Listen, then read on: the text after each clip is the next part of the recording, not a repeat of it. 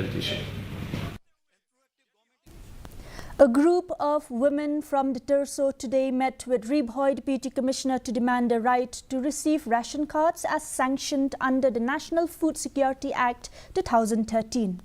More than 100 women gathered at the office of the DC seeking clarification on why they have not received ration cards since 2011.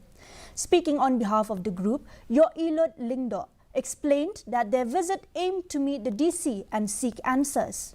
Abhilash Bharanwal confirmed the group and acknowledged their concerns. He reassured the group that their grievances have been noted and that efforts would be made to communicate their concerns to the appropriate authorities.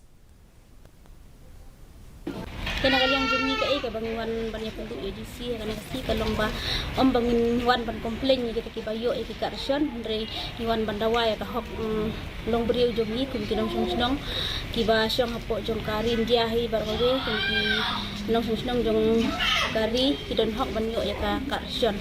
One lady, Srimati Lindo, she had raised one complaint in CM Connect wherein she wherein she complained that she had applied for ration card but she has not received it.